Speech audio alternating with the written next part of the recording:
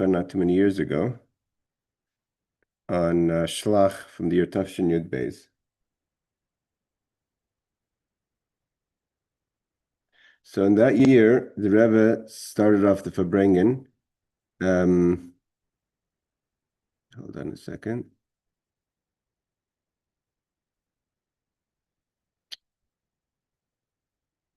That year, the Rebbe started off the Farbrengen with the mimer on Kisivah al Aretz, talking about the Nesachim, talking about the pourings of the wine and the oils on the Mizbeach. That's at the end of the day, it comes with all the karbonos, it comes with all the sacrifices when Kisavayu Alarz, when you enter the land of Moshe Seichem, the land of your settlement, which is Eretz Yisrael, is when the laws of the Nesachim, the pourings and the oils and the wines come into full effect.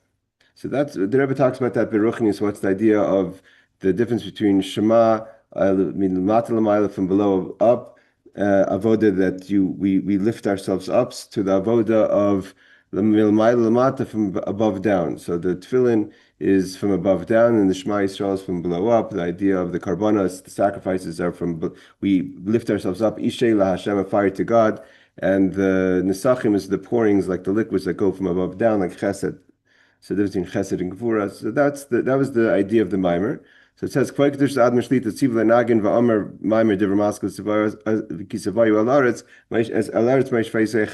God, the Rebbe said the mimer are about the ideas of the nesachim, the pourings. Okay, now the Sicha starts. So the reason I'm mentioning this is because there's a connection between the mimer and the farbrengen. So based on what we said before in the mimer, what is the idea of the pourings on the Mizbeach, the wines and the oils that we pour on the Mizbeach that go all the way down to the Shisim, all the way down to the base of the earth in Avodas Hashem. The idea of the pourings is to bring down, from above down. Yesh lahaisiv. So the Rebbe says, I would like to add, L'kuta Torah Parsha in this week's L'kuta Torah, there's a few by Maram on this idea of the Nesachim of the pourings. Isa, it says, a person should humble himself or herself. To say, it's okay, or it should be, that the Eved, the servant, lios karabi, to be like his or her master. And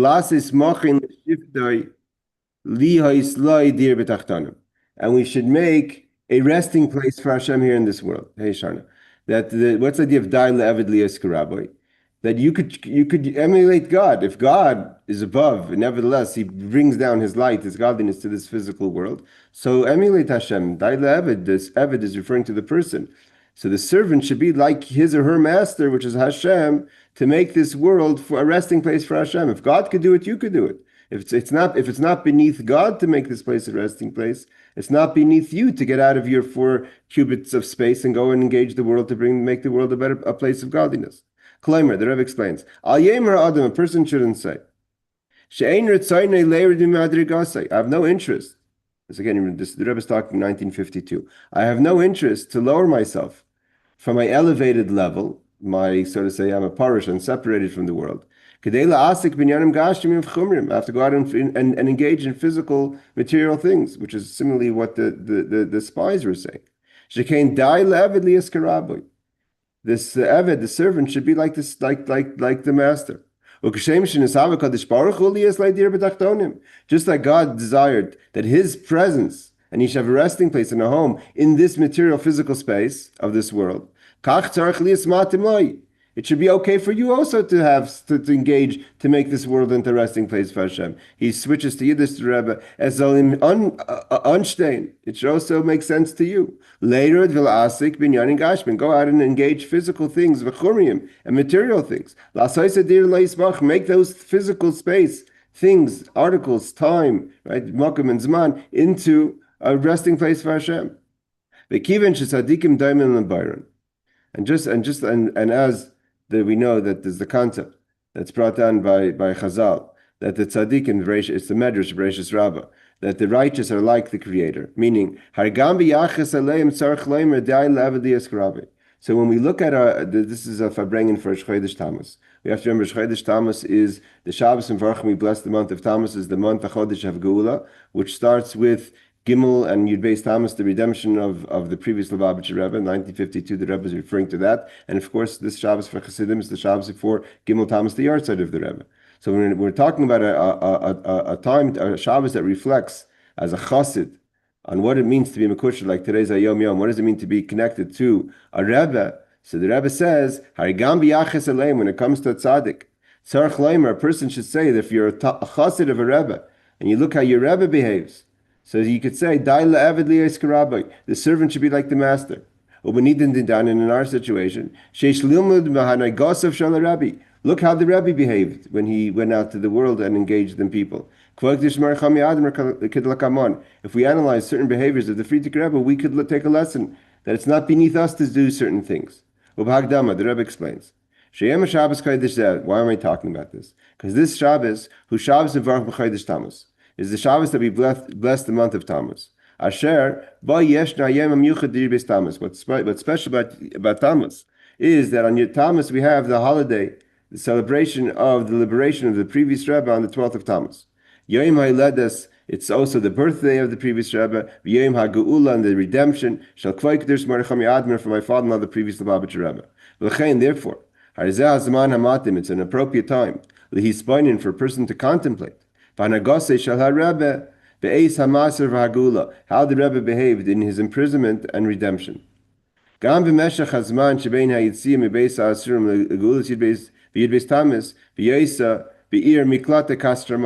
also there was an in-between time. There was the way the previous Rebbe was arrested on the 15th of Sivan, like we spoke last week.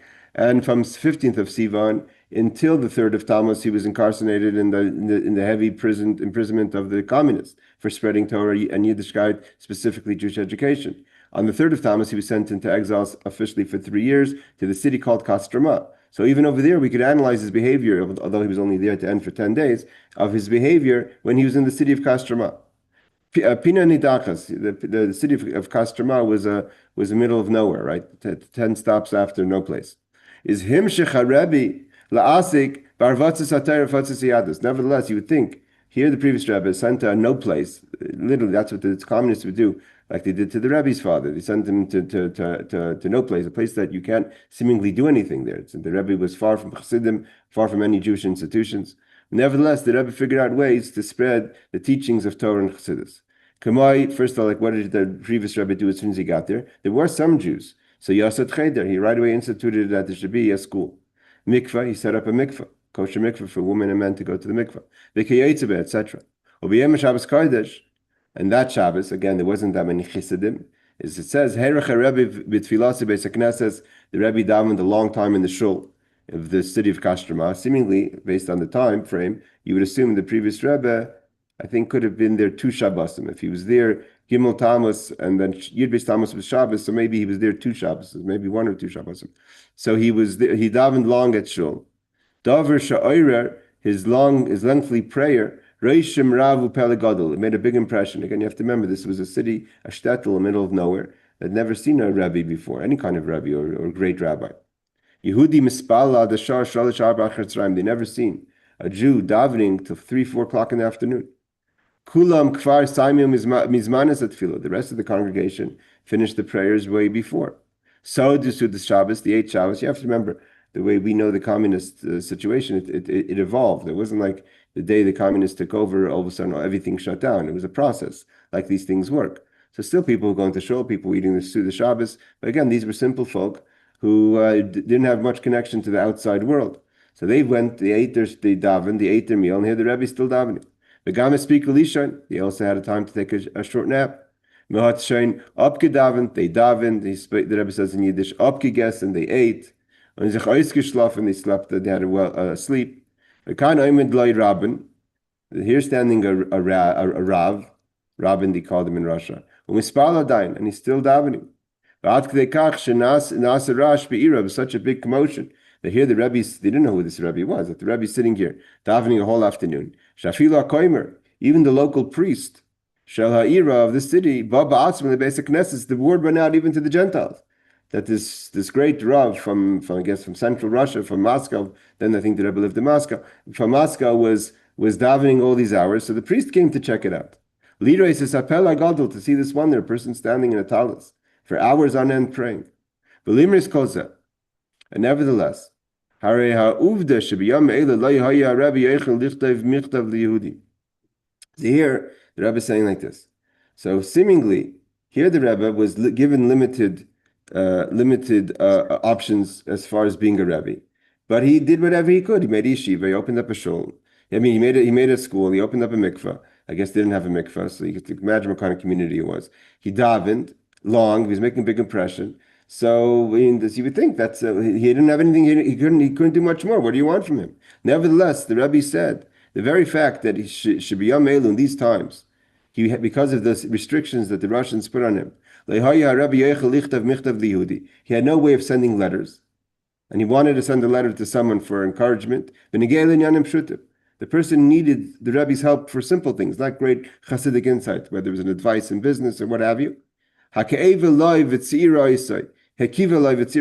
pained the Rebbe that here there was a Chassid or a Jew, let's say who this person was waiting for insight from the Rebbe on something simple. And here the Rebbe, because of these restrictions, couldn't write him a letter. I guess he couldn't even send a telegram.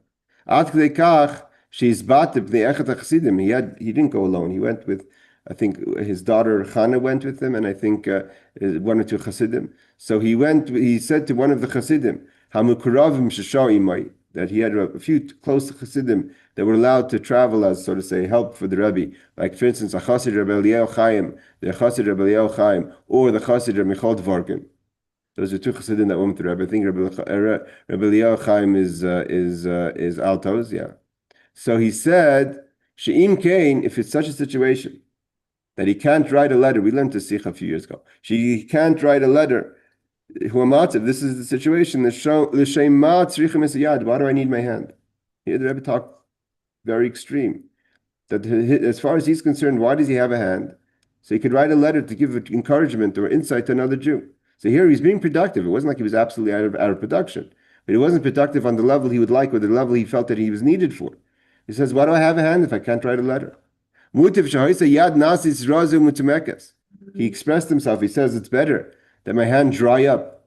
Raza means it dries up like the. The hand should become thin. ... i.e. then if I can't write a letter. So here the Rebbe says, just pay attention to the story. The Rebbe is not just, the Rebbe wasn't a person who just spoke. Friedrich Rebbe was very expressive. He wrote his books, his writings in Chassidus and Sichos, the Kuti Deburim, his memoirs, the Lubavitcher Rebbe's Achraynis are fascinating. All the history that we know of Chabad from way before the Alter Rebbe is all from the previous Rebbe's writings, his Achraynis, his memoirs. So here they have a Rebbe who was he could have written stuff for himself. I don't know if maybe they didn't give him a pen at all, but it seems like he didn't have an option to send a letter. So here he says, we're talking about the holy hand of the Rebbe. He put tefillin on his hand. He did other things, shal kedusha. Means for himself, he was able to use his hands it wasn't like his hands didn't do anything holy. His hands had positive things. He held a siddur, he wrapped tefillin, right? Even if you put tefillin on your left hand, you use your right hand. The Rebbe says, because a few days have passed. That he wanted to pen a letter that should obviously be posted to go to a Chassid or a Jew. They needed his insight, and he can't write a letter. And not like he wasn't productive. He was doing other things. He set up a mikvah, a school. It's not for himself, but for this local area. And why is he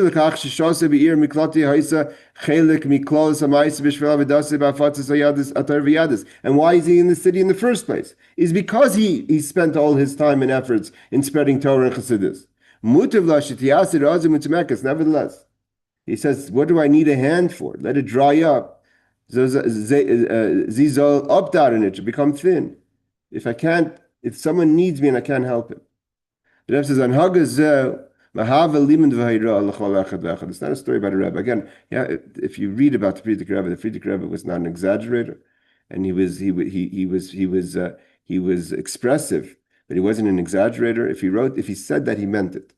The Rebbe took the previous Rebbe at his word and everything. If the previous Rebbe said a story, then that's exactly how it happened as far as the Rebbe is concerned. If the Rebbe heard a story from anyone else, then it could have happened, it could have not happened. The Rebbe never, literally, when the Rebbe would tell a story, if he heard it from his father-in-law, that's exactly how it happened. If he didn't hear it from his father-in-law, he didn't even know if the story ever happened. He took it for granted, like you hear a story.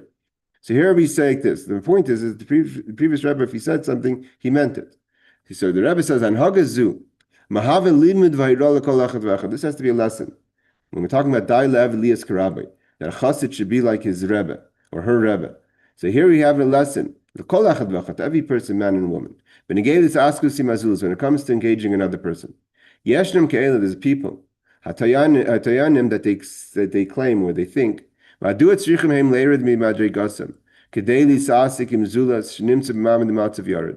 I have to go from my elevated space to reach out to someone who's in a lower level, to engage someone who's yarud, is down, maybe by choice? That person got themselves in a situation, they're not religious, whatever it is, whether it's spiritual needs or material physical needs. Why do I have to leave my high space to go down to this person? I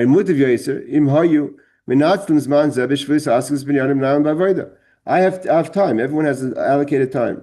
I have 24 hours a day. So I could accomplish much with myself. I could study, I could learn, I could write, I could teach on a higher level of education. You want me to go out and deal with a person who's yared, who's beneath me? If you want it on the checks and balances of what's been accomplished, I'll accomplish much more if I work with myself. Let me work on myself. Of course, someone has to deal with lower things, teaching the aleph beis of Torah mitzvahs, again, to children, not children in age, like the previous Rebbe would say. Age is not about the passport. Age is about the education. Right? A bursiki is a tanner. Right? No, who wants to be a tanner? No one wants to be the tanner. Like, for instance, again, we don't have, I'm not talking negative about any jobs, but the certain jobs, a person that a bursiki, a tanner. Of course, we need a tanner. Someone has to do it. Why do I have to be the person doing it? Someone has to go down and lower themselves to teach the aleph bases of life, to do the simple work, to deal with simple people, to deal with things that you feel is beneath you. And why am I wasting my time with it? Sure, someone has to do it. Why me? So, a person may say, a person may claim,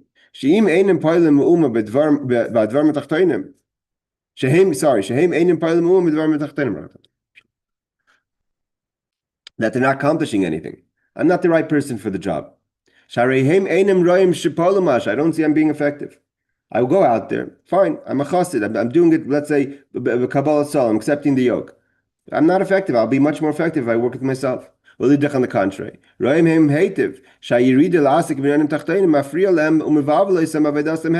So they see, on the one side, they're finding that engaging in others and going out to the world, it's a distraction for what they really want to do, which is studying for themselves and elevating themselves.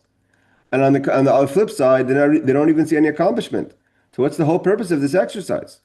So a person may claim, and again, you have to remember, here the Rebbe is talking in 1952, when he's educating his chassidim, and this is still present till today, of sacrificing your own gain for going out and engaging, going out to shlichus, going out as emissaries, or engaging people and building up institutions, while you could, sometimes just aleph beis or tefillah, saying Shema Yisrael, putting on film with people, when you feel you could be studying and accomplishing much more. And especially, they don't feel that they're accomplishing anything. They're not successful when they're going out and engaging in the world. So what's the purpose of the exercise? So they claim. What does God want from me?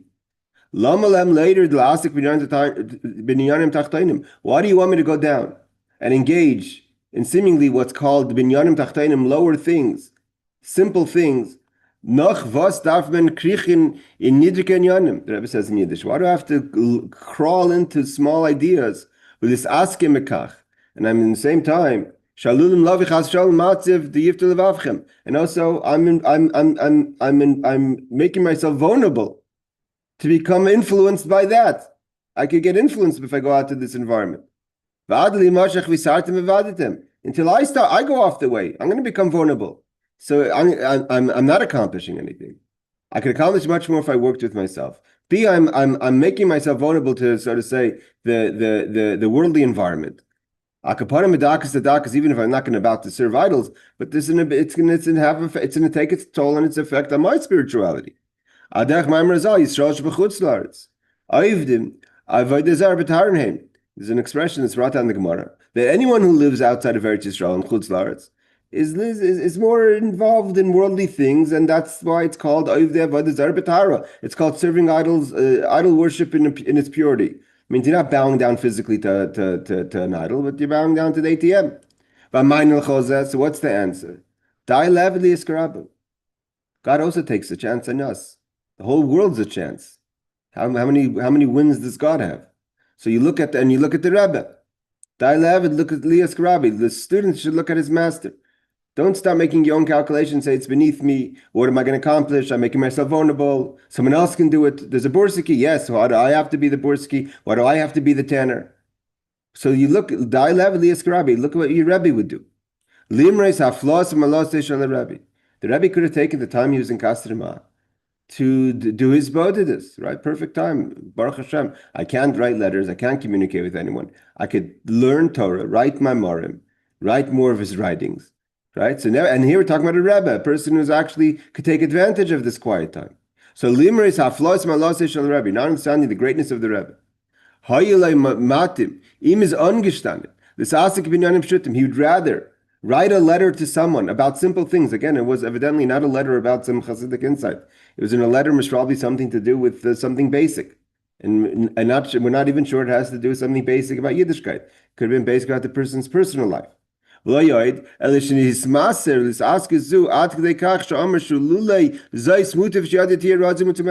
it was so much important, it was such an importance to the Rebbe to be able to engage even in something simple. And he actually could have taken the opportunity to work on himself, that he felt, what's the purpose of my hand in the first place if I can't write a letter to give someone encouragement? If it made sense for the Rebbe in his mind, to better go out there and help someone and do something, bring someone encouragement, even if it's something simple. So we're not the Rebbe, and we're not going to sit there spending 24 hours a day this and writing and davening in the shul till 5 o'clock. Let's be honest. So it's okay that to lower yourself off your pedestal and to go out and engage in others.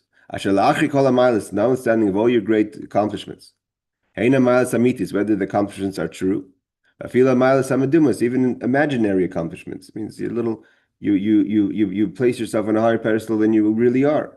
The Rebbe said in Yiddish, as much as you may hold of yourself on an elevated level, you still know you're not the Rebbe. And if that's the case, if you can find it within yourself to go out and engage another person, if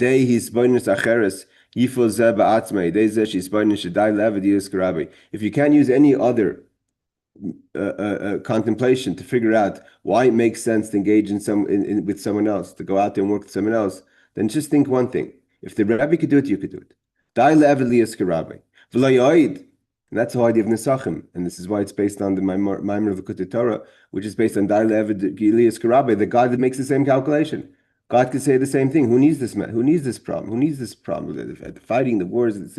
Who needs all this whole creation? What's the purpose of it all? What's the return on the investment here? God says, we say, nevertheless, God does it, you could do it. The Rebbe does it, you could do it. Here the Rebbe says an amazing thing. The idea is not to submit to something you don't want to do, although you still understand that you shouldn't be doing it. You want to be Lias Karabi, you really want to be like your Rebbe, like your teacher. Do what your teacher does. And then Lias Karabi, you will be like your teacher.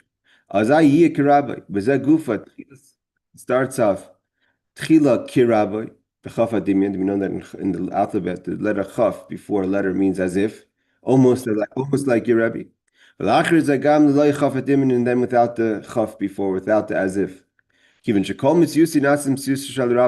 If you go and you commit your life, and your life is based on what every decision you make is what would my Rebbe do in this situation, and I want to emulate my Rebbe. How would my Rebbe approach such a situation?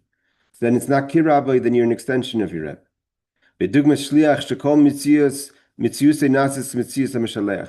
halach is brought down about the concept of a messenger, that a messenger becomes totally in place of the person who sends him or her. And then for the shliach is like as an extension of the person who he or she represents.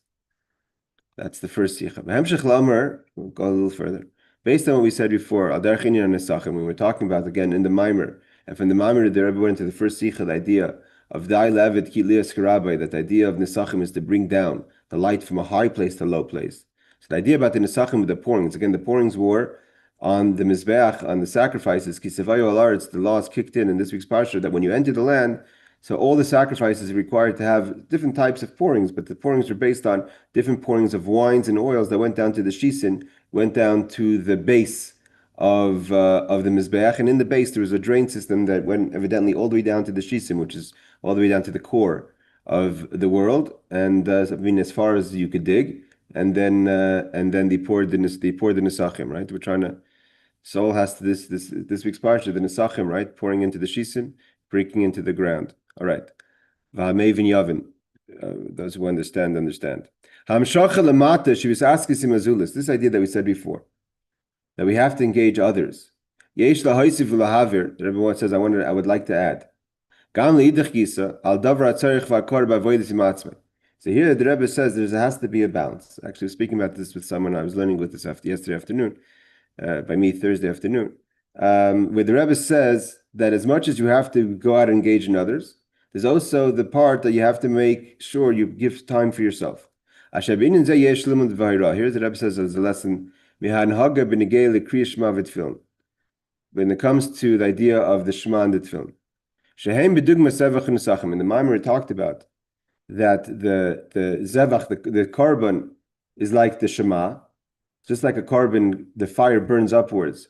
The Shema Yisrael's idea of the point of the Shema, although it's a culmination of all the prayers up to the Shema, but the point is that the prayers up to the Shema should lead, that you say the Shema in such a way that v'hafta es Hashem Elokecha, and you really Shema, you really pay attention that Hashem Elokeinu Hashem Echad. It's the idea of lifting yourself upwards towards God, like a sacrifice, the fire goes upwards. So that's the idea of Zevach, that the Shema is like the Zevach, and Isachim, the pourings are like the Tefillin, which is, Tefillin is a mitzvah that goes, you bring the light of God down into the physical space.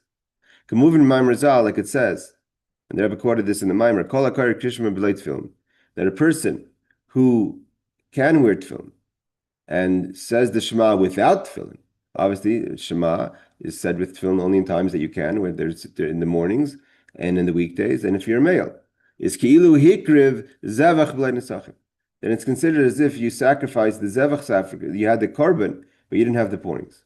So the Rebbe explains, V'yesh l'hakdim, and what's this have to do with avodas atzmait, with working on yourself?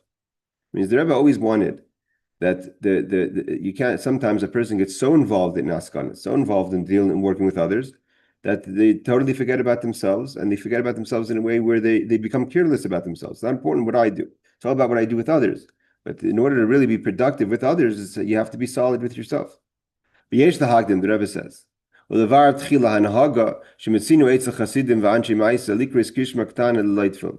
says we find that there are people, the Rebbe says even Chasidim and people of stature, that will read the early Shema, means the Shema before the davening, without tefillin.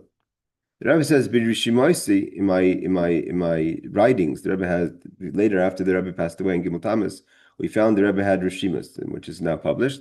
It was at that time it was not published. Rishimas are the diaries or the private journals of the Rebbe. It's Sainasi Mashashmati Mikvaykidish Marichami. I heard from my father-in-law, meaning the previous Rebbe. Sha'aviv Kvaykidish is Admon Nishmaseidin, that his father, which is the Rebbe Nishmaseidin, known as the Rebbe Rashab, the fifth Rebbe Chabad Shalom Dov Bershnerson. Hayikar Krishma Katana B'Tfilin. He always read even the morning Tefillin. He would read the morning Shema and Tefillin. Avav became Raim Bepoil She'amad Bar Chsidim Noigim Nikras Krishma Katana B'Tfilin. The Rebbe says, although I heard it from my father-in-law that the previous Rebbe's father, the Rebbe Rashab, even the morning tefillin, the Rebbe Rashab would wear with the morning Shema, the Rebbe Rashab would wear with tefillin, but that didn't spill over to the Chasidim. The Chasidim don't. So why do we say the Shema early? Sometimes if you're not davening nets, the nets people, the nets crowd, let's say I always daven Shema and Tefillin. Why? Because as soon as I wake up, I say the nets. I say Shema right away. My Tefillah Shachar in the early morning. But some people don't. Not everyone davens nets, and sometimes you're going to daven late, and you may miss the Zman Krishma. So we say Krishma before, just in case, because it's the deraisa. It's biblical. It's biblical to say the Shema every day. So you have to say Shema before a certain time. Right, the Sef Zman Krishma is depending on the morning in the winter, summer, but around sometimes between 10 and 9:30 and 10 o'clock, or sometimes 8:30, depending on the time of the year. So in order that you don't miss the Zman Krishma Midaraisa, so we say the Krishma Katana, we say it privately, separate from davening, and then when we daven like this, we cover ourselves, make sure that we've said the Shema properly. So here the Rebbe says, why are we saying the Shema early? Because we're scared we may miss the time. We're not just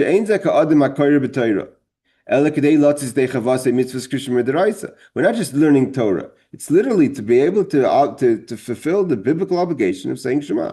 So how is it that if this could possibly be the biblical part of your obligation of saying the Shema, because you may daven later, why would you not put on tefillin then? That means that the main Shema that you're saying is the Shema you say before davening. Because what you're doing is opposite what our rabbis have taught us. That kol hakayr krishma b'lei tefillin. If a person doesn't read the biblical obligation of Shema and says it without the tefillin, ki ilu meid eid sheker b'atzmai, then you're lying, because it says v'hayul tayt tefais beinenecha. We talk about the tefillin in the Shema, and you're not wearing them, so it's like you're lying. You didn't put on tefillin. It says you should put on the tefillin, but you're not doing it. And this came down to this is a big halachic question about how could a person say the Shema, especially if you're going to be your biblical obligation to say the Shema, and you're not wearing tefillin.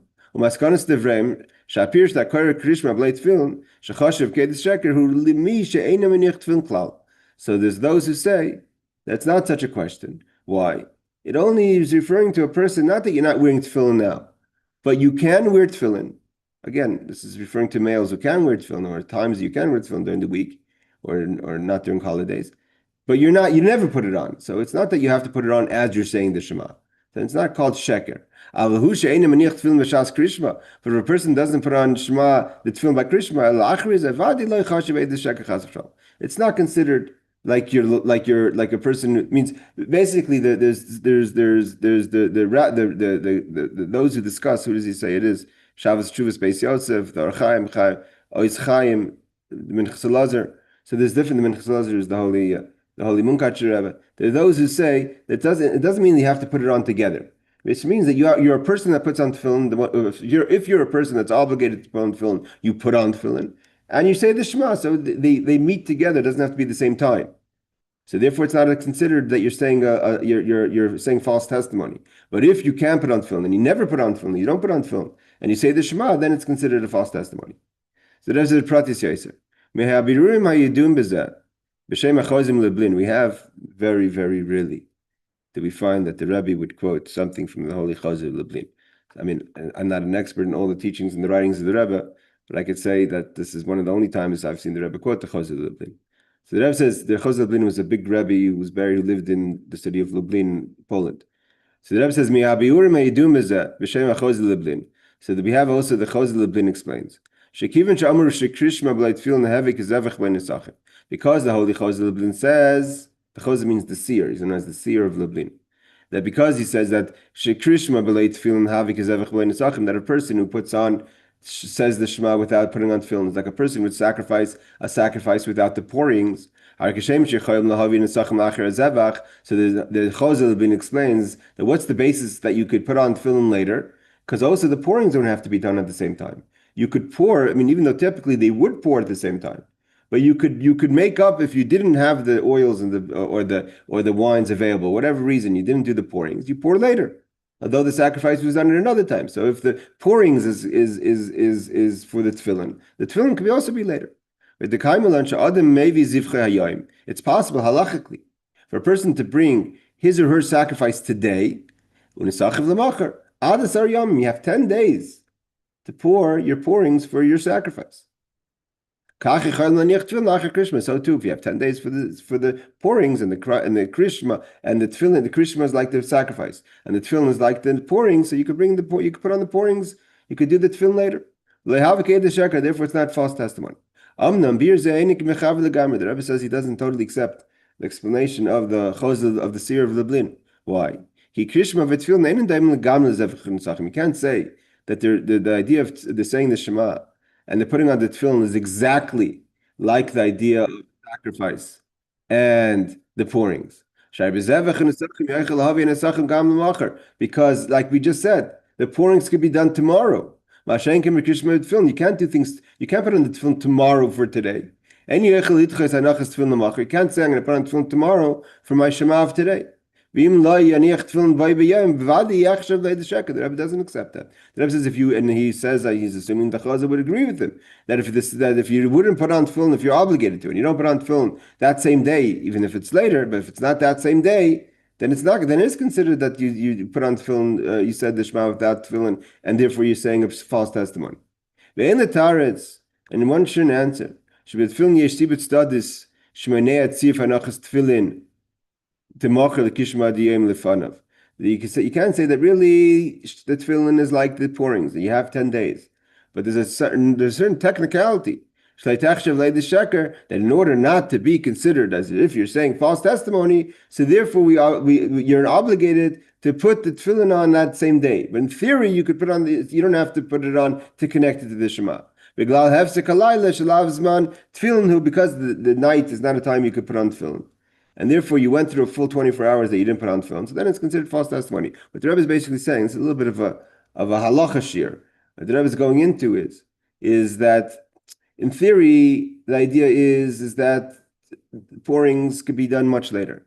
But the pourings themselves, the tefillin also has an idea that it's not just that you have to have the pourings and the sacrifices together, which is represented by the Shema and the tefillin. As the Rebbe explained in the Maimer, that the Shema is the elevation and the tefillin is to bring it down. Gvura and Chesed. Gvura is fire going up. Chesed is bringing down, right? But the technicality is, then it turns into false testimony because you went through a night, a period that you couldn't put on tefillin, so you kind of passed that deadline.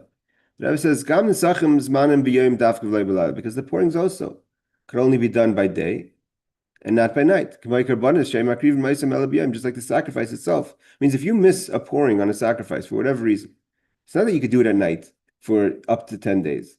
You have to do it only by day, so you have to wait the next morning. The verse says by day.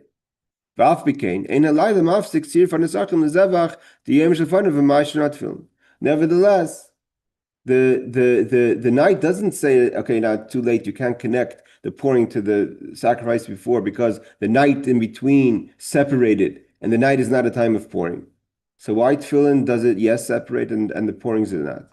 The Rebbe adds to this question on the seer of Lublin. The Rebbe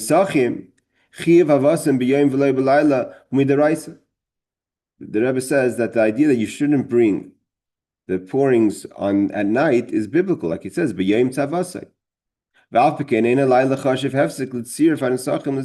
nevertheless, even though biblically you shouldn't do the pourings at night, it's not considered a separation.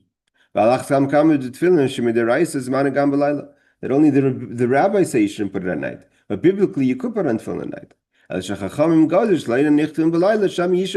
only reason we don't put tefillin on at night is the rabbis were concerned that halachically you can't sleep in the tefillin. Where if you're to be up at night, you can wear tefillin. The reason we don't put on tefillin at night is it's the rabbinic concern that at night the person's tired and the person may fall asleep.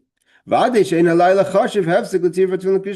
if the night is not going to separate is not considered a biblical separation, to separate something that although biblically you can't do it at night, like the pourings biblically you can't pour at night because it says b'yom savasei. Nevertheless, it's not a separation. So why is the tefillin that I put on tomorrow cannot be connected to the Shema? The Chazal says the reason is only because at night it's a separation. But seemingly, what's the issue? So the Rebbe explains like this. The explanation is like this. Try to finish this idea. I want to finish off with something in Avoda. Okay. So the idea is like this. Hageder de Eide Sheker b'Krishma b'lei tefillin eini ela kishmevatel mitzvahs tefillin she'ena menichem klal. The idea of what does it mean to say false testimony? That if you say Shema without the tefillin, is only when you're totally nullifying shmevatel mitzvahs tefillin she'ena menichem klal, when you don't put it on at all. But the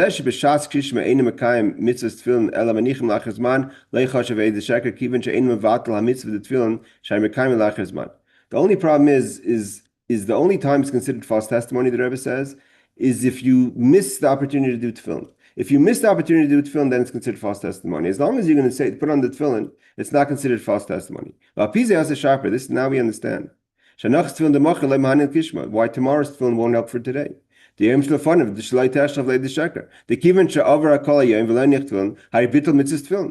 the very fact is, tomorrow is its own mitzvah. Tomorrow you have to put on tefillin again. If you put on tefillin today, you would put on tomorrow. So putting on tomorrow for today is not going to work, because tomorrow you're putting on tefillin for the next day. So therefore, you missed out a mitzvah of that day. Therefore,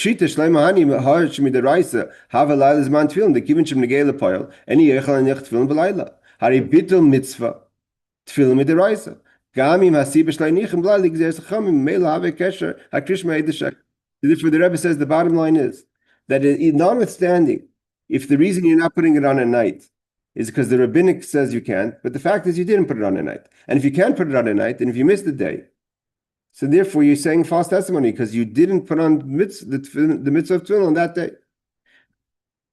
Like what the Rebbe is basically doing in this, let me see how much further it goes. It'll take 5 minutes to finish something else. The Rebbe is basically going in this talk is the idea of justifying. It's an interesting talk.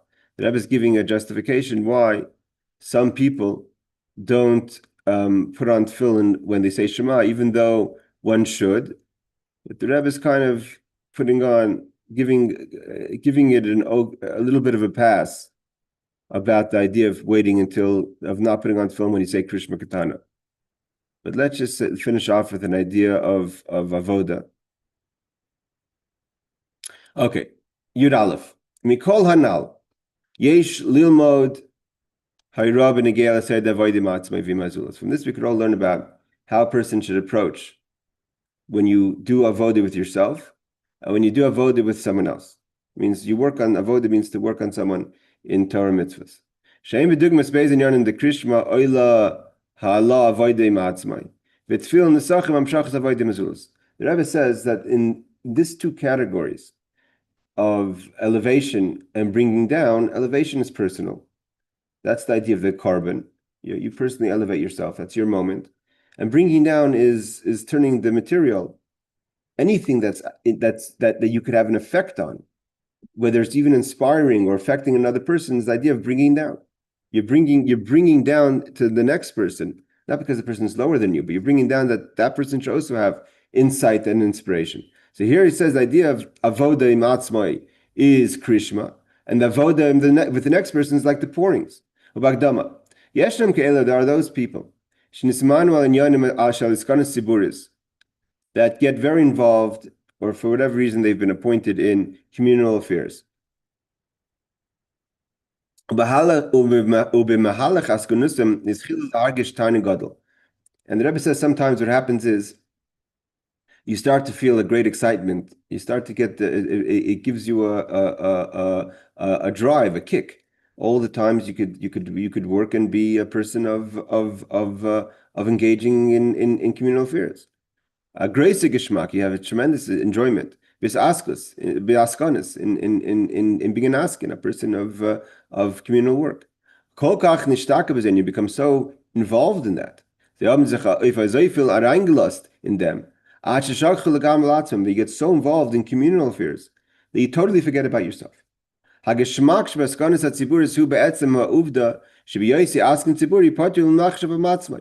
become so engaged in such an enjoyment in working with others that you only take pride, so to say. You only find motivation, you only find energy in when you're engaging in someone else. When you have to start thinking about yourself, then you feel uncomfortable. And you start forgetting about yourself. And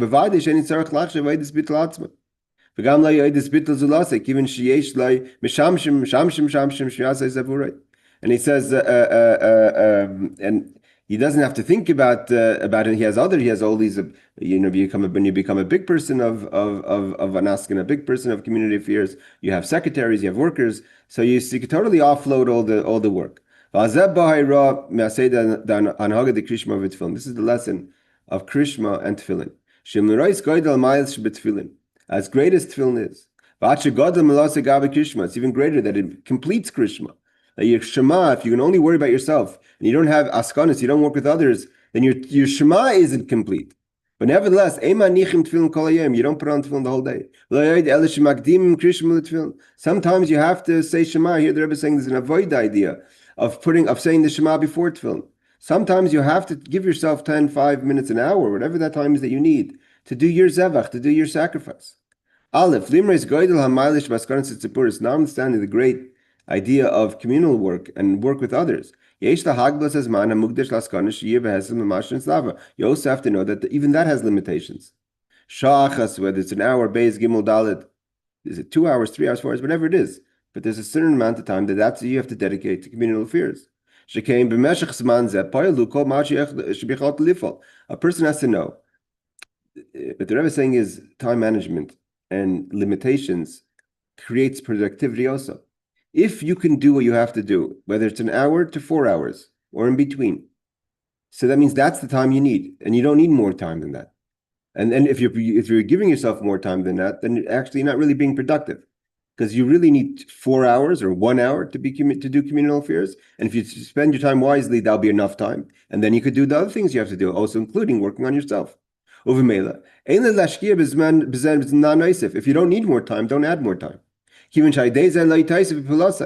if you only need a certain allocated time, so you're not going to add anything, you're just going to waste time.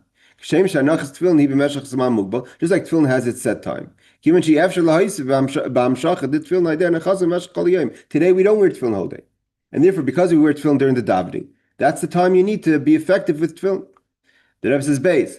At the same time, when you're doing communal affairs, you must think about yourself. Don't forget about yourself. Means your own flesh. Don't ignore. A person may say, why do I have to do the things that everyone else does? I'm a communal person. I don't have time to go to the mikveh. No, gain in Wasser, go into the water. Lilmet Chassidus, you have to learn Chassidus before. Lispal Barichas, daven properly. Ubechlalis Kipiskim Machasid, Reb Gershon Dov, like the Chassid, he happened to be Reb Gershon Dov, is my great-great-great-grandfather. His name is Reb Gershon Dov Bahar. Shemachar, my father's great-grandfather, my father's great-great-grandfather. Shemachar Tzarech Liyes, wife and Achel Gamri. Reb Gershon Ber would say, tomorrow has to be a whole new day. If today, as great as today was, there's a lot of room for improvement. And that's talking about yourself. Not only that,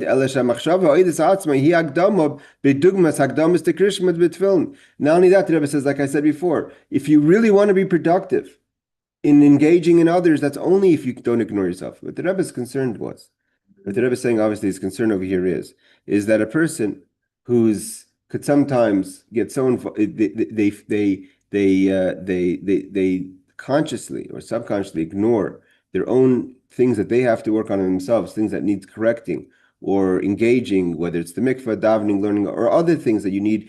It's best is just to throw it under the carpet. And I'm busy. I have to deal with other people. So it's a tactic of never getting things done when it comes to yourself. The Rebbe says it doesn't work like that. There's the Shema and there's the Tefillin. They're two separate things. You want to be a proper askin, a proper person that helps others. You have to work. You're looking at yourself as well. Don't sink in so much in others until you forget about yourself. You won't know anything that's going on in yourself. The Rebbe continues along this line that even this is the idea of Dai Lev Lias Karaboy. Let's finish off the last ideas of the Sicha. So let's just finish off the last two paragraphs. So Dafka Kashar Vedasi Baifin Kazeh. And only when a person is complete in this way. Actually, let's see. I don't have another class. I'm going to just finish off the last from the top of 12. We could add. Even in this idea that don't forget about yourself, also we can learn from the Rebbe. Aside from what we said before, that a person should learn from his Rebbe, that you should put yourself to the side. It's okay to go out and it's required for you to go out and make the world a dwelling place for Hashem. By engaging others. You have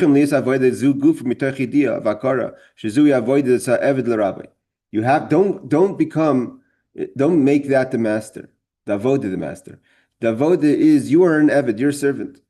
To be like the master. You're not doing it because that's what you enjoy. And that's an escape for you for not dealing with your own issues. Only because the Rebbe says you have to be like me. So therefore, you do it b'kabbalah soul. The Rebbe taught this idea over the years, many times, that there has to be that tension.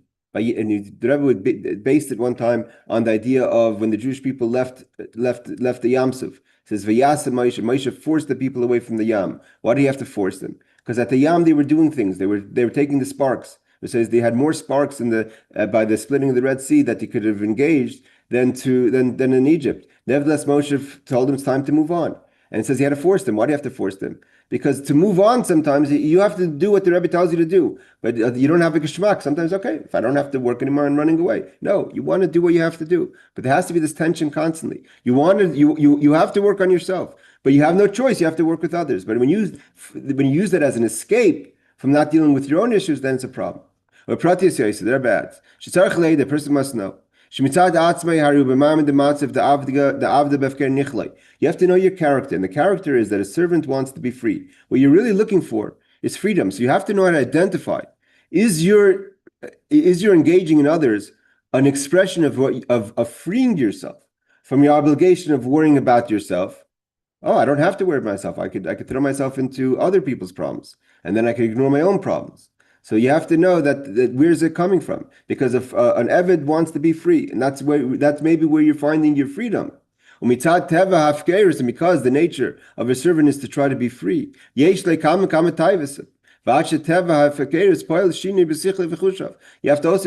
be careful because you can't always trust your instincts. Because you want to be free and you have desires that you want to fulfill, and your nature is to be free. You never know. It's not also it could play with your logic. It doesn't just play with your emotions. It could be because you want to be free. Like I said, that's a way of escaping from dealing with your own problems. Oh, I want to be free from having to work on myself. I'd rather work with others. That I enjoy working with others. Because I could do anything I do, I'm finding fulfillment. Working on myself is hard. You have to be very careful. You can't just rely on yourself. Look what the Rebbe tells you to do. If the Rebbe says it's 1 hour, then it's 1 hour. If the Rebbe says it's 5 hours, it's 5 hours. And the Rebbe says, what is the measurement? How could a person measure this? How do you know, especially if you don't have specific orders? How do you know when you're doing too much? How do you know when you're escaping your own obligations? How do you know if it's not your enjoyment, but it's only because the Rebbe told you? If you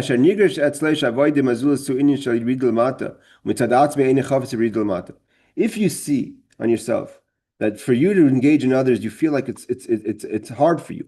You're lowering yourself and you don't want to do it. We know that when God separated the waters, there was a purpose for it. It means before God separated the waters were one. It wasn't like there was good waters and bad waters. As an entity, the waters were one. On the second day, when God separated the waters, it became two separate ideas. There's the higher waters, which is spirituality, and the lower waters that feed taivas and pleasures of the world. And there's a purpose, because that's what Hashem wanted. But nevertheless, the bottom waters, although they have a purpose, and their purpose is to create to be a water that plants the desires of the world, Baichin, they cry. Why do we have to be the source of physicalities? We want to be with the king. We want to be in the top waters, but they do what they have to do. But there has to be the crying. There has to be the want, the tension. Just like the pourings go down. The waters go down because the Rebbe said because God said they have to go down. The person goes out in the world because his Rebbe tells him, or her Rebbe tells him they have to go out to the world. But when you find that as an escape, then you know it's a problem. When you find that your inner core, your waters are calling out that they want to be part of the waters above. What's the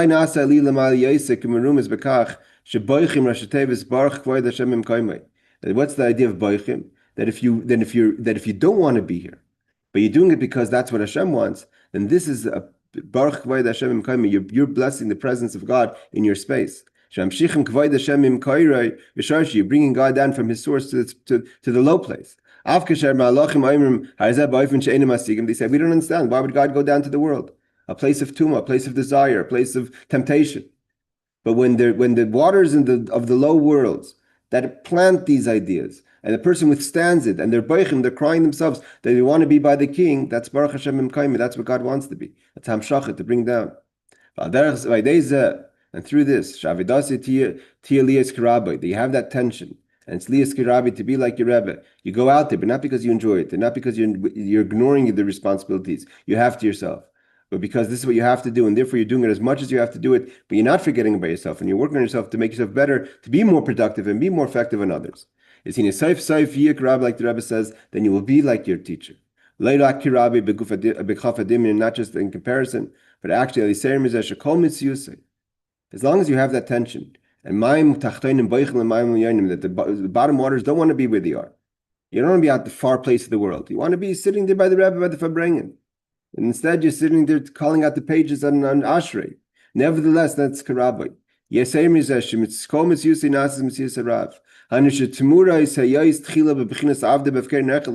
Even though maybe naturally you want to be free, which is the idea of Evet Kanani, is Nasa Evet Shekol Mitzvusei Eni El Mitzvusei Adin Arab. But if you work on yourself, that's not because you're looking to escape, but you're doing it because that's what is expected from you. And you're doing it, you have that tension and that balance of Shema and Tefillin. So then it's not an Evet that wants to be free, but an Evet that's actually a representative of his or her teacher. There's Zao Inyan, the Evet Neman. Then you go from an Evet Kanani, from a Gentile slave to a faithful slave. Like it says, everyone in my house, this person is trustworthy. Again, this is a Haskashus Verbring and a deep Verbring, and starting off with the idea of more of Daik Eved. We talked a little bit about the halachic idea of Tefillin and Shema. The Rebbe's conclusion is that there is an idea to say Shema without the Tefillin. The idea is just cutting off 5 minutes for yourself, 10 minutes for yourself, or 5 hours for yourself. But there's that tension, that balance is that you want to work on yourself, but at the same time, you have an obligation to others, and then you're with that kind of balance of tefillin and krishma, you'll be productive and you'll be kirabai and rabbi mamash. All right, everyone, I wish you a Shabbos, a good Shabbos. Thank you for joining, and we shall only see ourselves together in good times. Laila tov, good Shabbos. Good